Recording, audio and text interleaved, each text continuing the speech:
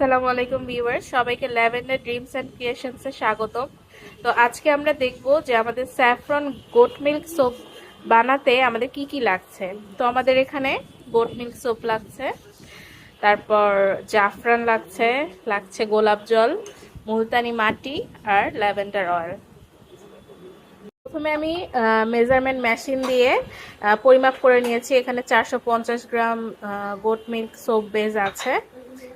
এখন 1 গ্রাম জাফরানের সাথে আমি 4 টিস্পুন গোলাপ জল নিয়েছি। এটা আমি 10 মিনিটের জন্য এভাবে ভিজিয়ে রাখবো। এদিকে আমি এই গোট মিল্ক সোপ বেসটা হাঁড়ির মধ্যে গলতে দিয়েছি। এখানে মিডিয়াম টু লো হিটে জালটা থাকবে। এখন গোট মিল্ক সোপ বেসটা পুরো গলে গিয়েছে, আমি জালটা একদম কমিয়ে দিয়েছি। এর মধ্যে দিয়ে দিচ্ছি 1 চা চামচ মুলতানি মাটি, 5-6 ফোঁটা ব্রাইটেনিং সিরাম দিচ্ছি। স্মেলের জন্য দিয়ে দিচ্ছি 1 চা চামচ ল্যাভেন্ডার অয়েল। ভালো মতো সবকিছু একসাথে নাড়তে হবে, দেখবেন যাতে দলা পেকে না থাকে। এখন সবশেষে জাফরান আর গোলাপ জলের মিশ্রণটা যোগ করে দিচ্ছি। এখন দেখবেন মিক্স করতে করতে পুরো ইয়েলোইশ হয়ে এসেছে কালারটা।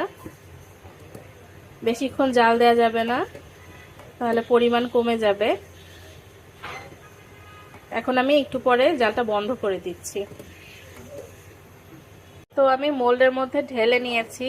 এখন এটা অপেক্ষা করব আমি 2 থেকে 3 ঘন্টা। এখন সবগুলো সাবানকে মোল্ড আউট করে আমি এভাবে র্যাপিং পেপার দিয়ে র্যাপ করে নিয়েছি। এখানে আমি এই যে আমার ব্র্যান্ডের স্টিকার লাগিয়ে দিয়েছি। আমার প্যাকেজিং শেষ। আমি এই যে সুন্দর করে প্যাকেটের মধ্যে সোপ বক্সের মধ্যে এই সাবানগুলি রেখে দিয়েছি। তো এখন আমি এটা শপে নিয়ে রেখে সেল করব।